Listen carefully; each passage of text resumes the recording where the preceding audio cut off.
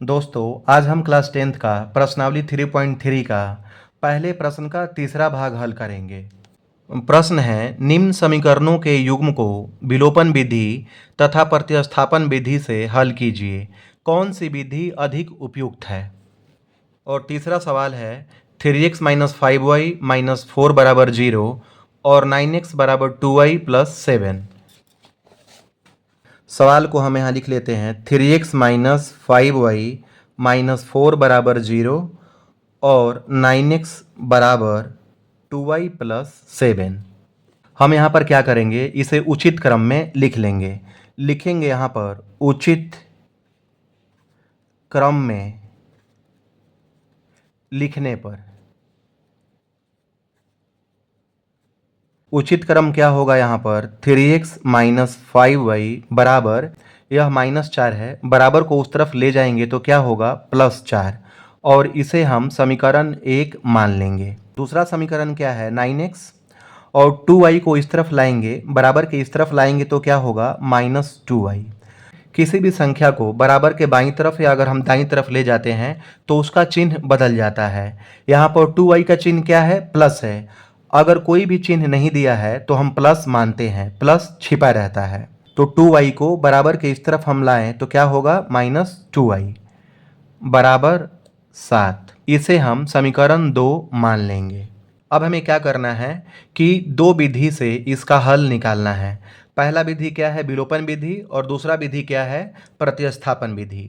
तो सबसे पहले हम विलोपन विधि से हल करते हैं। यहाँ लिख देंगे हम विलोपन विधि।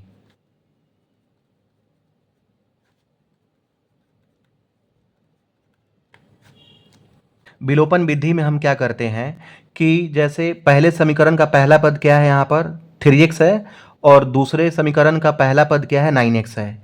हम क्या करेंगे कि इस दोनों पद को बराबर कर देंगे। बराबर करने से क्या होगा कि यह दोनों पद कट जाएगा तो y का मान निकल जाएगा। या फिर अगर हम चाहें तो पहले समीकरण में जो यह पद है -5y दूसरा पद, और दूसरे समीकरण का जो दूसरा पद है क्या है, -2y। तो अगर हम चाहें तो इस 5y और 2y को भी बराबर कर सकते हैं। इससे क्या होगा कि यह जो दोनों पद है बराबर होने से कट जाएगा तो x का मान निकल जाएगा। ज़्यादा आसान ये होता है कि पहले पद को बराबर करें। बराबर करने के लिए क्या करना होता है कि जो दूसरे समीकरण में x का जो गुणांक है, यहाँ पर 9 है, तो क्या करेंगे, पहले समीकरण में गुना कर देंगे 9 से। और दूसरे समीकरण में क्या करेंगे, पहले समीकरण में जो x का गुणांक क्या है, यहाँ पर 3 है, तो क्या करेंगे कि दूसरे समीकरण में 3 से गुना कर देंगे। तो आइए हम यहाँ पर गुना करते हैं। 9 से गुना करेंगे 3 में तो क्या होगा, 9 तिया 27x, फिर माइनस है तो माइनस लिखेंगे। फिर 9 से गुना करेंगे 5y में तो क्या होगा, 9 पंजे 45y बराबर 9 चौके 36। फिर 3 से गुना करेंगे तो क्या होगा, 9 तिया 27x, फिर माइनस है तो माइनस लिखेंगे। फिर 3 से गुना करेंगे 2 में तो 3 दूनी 6y बराबर 7 तिया 21। यहाँ पर दोनों पद बराबर आ गया, 27x और 27x। आप लोग सबसे ज़्यादा यहाँ पर गलती करते हैं। तो यहाँ पर देखिए करना क्या है, 27x का चिन्ह क्या है, यहाँ पर प्लस है। अगर संख्या के बगल में कोई भी चिन्ह नहीं है तो हम प्लस मानते हैं, प्लस छिपा रहता है। तो यहाँ पर 27x का चिन्ह क्या है, प्लस है, और यहाँ पर भी 27x का चिन्ह क्या है, प्लस है। तो प्लस प्लस तो प्लस होता है, लेकिन हमें क्या करना है, इसे काटना है। तो एक प्लस और दूसरा माइनस होना चाहिए। तो हम क्या करेंगे, इस दूसरे समीकरण का चिन्ह बदल देंगे। अब इसका चिन्ह यहाँ पर प्लस है, और यहाँ पर 6y का चिन्ह माइनस है, और इस 21 का चिन्ह क्या है, यहाँ पर प्लस है। तो अब इसके चिन्ह को क्या करेंगे, हम बदल देंगे। यहाँ पर हम लिखेंगे घटाने पर।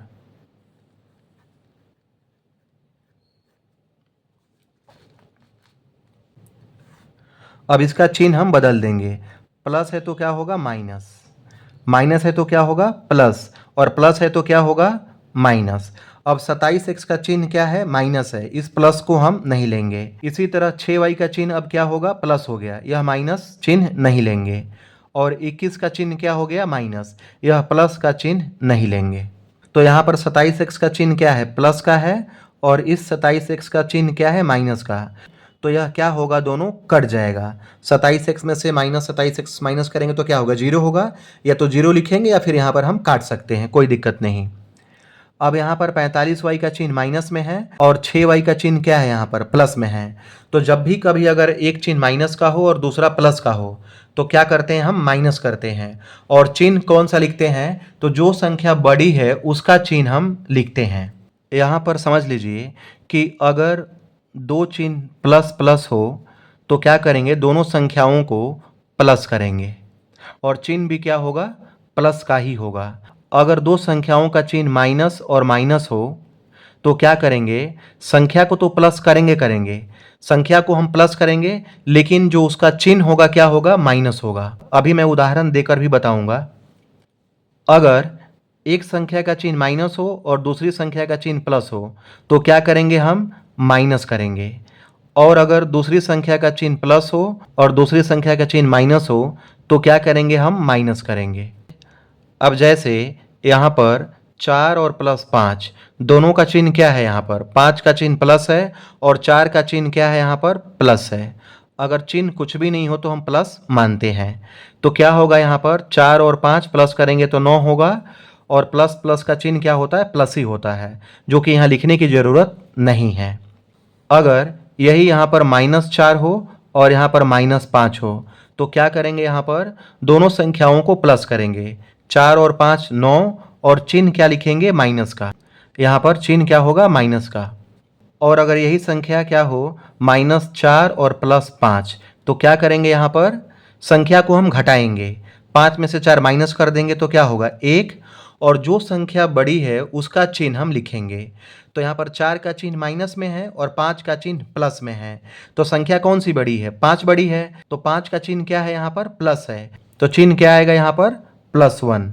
तो चूंकि प्लस को हम लिखते नहीं हैं।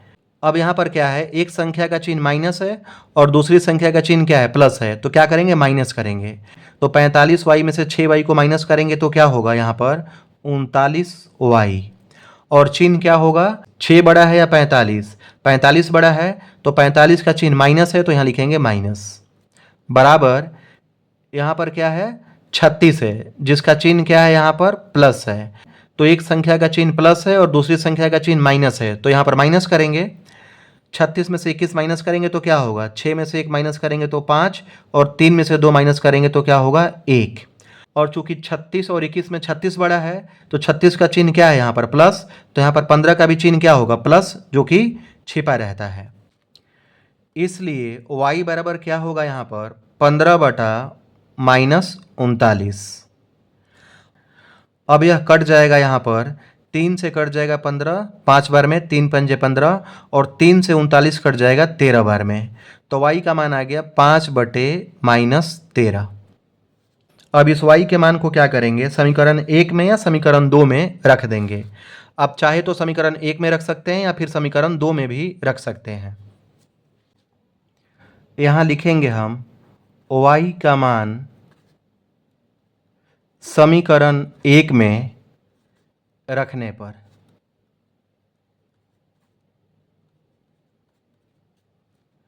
समीकरण 1 क्या है, 3x - 5y बराबर 4। 3x - 5 और y का मान यहाँ पर क्या है, -5/13 बराबर 4। 3x माइनस और माइनस को गुना करेंगे तो क्या होगा, यहाँ पर प्लस, और 5 पंजे 25/13 बराबर 4। 3x बराबर 4 और प्लस 25/13 को बराबर के उस तरफ ले जाएंगे तो क्या होगा, -25/13। किसी भी संख्या को अगर बराबर के या तो बाईं तरफ या दाईं तरफ अगर हम ले जाएंगे तो संख्या का चिन्ह बदल जाता है। अगर प्लस हो तो माइनस होगा और माइनस है तो प्लस होगा। 3x बराबर 4 को हम 4/1 लिख सकते हैं। यहाँ पर 1 और 13 का एलसीएम लेंगे तो क्या आएगा, 13। फिर क्या करते हैं हम कि इससे हम भाग करते हैं और जो भागफल आता है इसके ऊपर वाली संख्या से गुना करते हैं। तो 1 से 13 में भाग करेंगे तो क्या होगा, भागफल 13 आएगा। 13 से 4 में गुना करेंगे तो क्या होगा, 13 चौके 52। फिर माइनस है तो माइनस लिखेंगे। फिर 13 से 13 में भाग करेंगे तो भागफल क्या आएगा, 1 आएगा। और 25 से 1 में गुना करेंगे तो क्या होगा, 25 एकम 25। 3x बराबर 52 में से 25 माइनस करेंगे तो क्या होगा, 12 में से 5 माइनस करेंगे तो 7, यहाँ पर 4 बचा, 4 में से 2 माइनस करेंगे तो 2 और बटे में 13, 27/13। इसलिए x बराबर क्या होगा, 27/13 और 3 से यहाँ पर भाग लग जाएगा, 3 में 27। तो x का मान कितना आ गया यहाँ पर, 9/13 और y का मान यहाँ पर कितना आ गया था, -5/13। इस प्रकार समीकरण का हल क्या हुआ, x बराबर 9/13 और y बराबर -5/13। अब क्या करेंगे, हम प्रतिस्थापन विधि से हल करेंगे। लिखेंगे यहाँ पर प्रतिस्थापन विधि। अब हम प्रतिस्थापन विधि से हल करेंगे। दोनों समीकरण को यहाँ मैं लिख लेता हूँ। दोनों समीकरण हमारा क्या है, पहला समीकरण है 3x - 5y बराबर 4। दूसरा समीकरण है 9x - 2y बराबर 7। यह पहला समीकरण है और यह दूसरा समीकरण है। लिखेंगे हम समीकरण 1 से। समीकरण 1 क्या है, 3x - 5y बराबर 4। तो यहाँ लिखेंगे 3x बराबर यहाँ पर 4 और बराबर के इस तरफ -5y है, बराबर के दाहिने तरफ ले जाएंगे तो क्या होगा, +5y। इसलिए x बराबर क्या होगा, 4 + 5y बटे में क्या होगा यहाँ पर 3। अब इस x के मान को क्या करेंगे, हम समीकरण 2 में रख देंगे। समीकरण 2 क्या है, 9x - 2y बराबर 7। लिखेंगे यहाँ पर हम कि x के इस मान को समीकरण 2 में रखने पर समीकरण 2 है 9x - 2y बराबर 7। तो लिखेंगे यहाँ पर 9 और x का मान क्या आया यहाँ पर, 4 + 5y बटे में 3। फिर क्या है यहाँ पर, माइनस है तो माइनस लिखेंगे, फिर 2y बराबर 7। यहाँ पर 3 से काट देंगे 9, 3 बार में 3 तिया 9। अब क्या करेंगे यहाँ पर, अब इस 3 से गुना करेंगे 4 में तो 3 चौके 12, प्लस है तो प्लस लिखेंगे, फिर 3 पंजे 15 y और -2y बराबर 7। 12 और 15y में से 2y को माइनस करेंगे तो क्या होगा यहाँ पर, 13y बराबर 7। 13y बराबर 7 और इधर +12 है, बराबर के इस तरफ लाएंगे तो क्या होगा, -12। जब भी किसी संख्या को बराबर के बाईं तरफ या दाईं तरफ ले जाते हैं तो उसका चिन्ह बदल जाता है। अगर प्लस हो तो माइनस होता है और माइनस है तो प्लस होता है। 13y बराबर 7 में से 12 माइनस करेंगे तो क्या होगा, -5। इसलिए y बराबर -5/13। y का मान आ गया -5/13। अब y के इस मान को क्या करेंगे, समीकरण 1 में रख देंगे। लिखेंगे यहाँ y का मान समीकरण 1 में रखने पर समीकरण 1 क्या है, 3x - 5y बराबर 4। 3x - 5 और y का मान यहाँ पर क्या है, -5/13 बराबर 4। 3x माइनस और माइनस को गुना करेंगे तो क्या होगा, प्लस, और 5 पंजे 25 और बटे में क्या है, 13 बराबर 4। 3x बराबर 4 और प्लस 25/13 को बराबर के इस तरफ लाएंगे तो क्या होगा, -25/13। 3x बराबर 4 को हम लिख सकते हैं 4/1। 1 और 13 का एलसीएम लेंगे तो क्या होगा यहाँ पर, 13।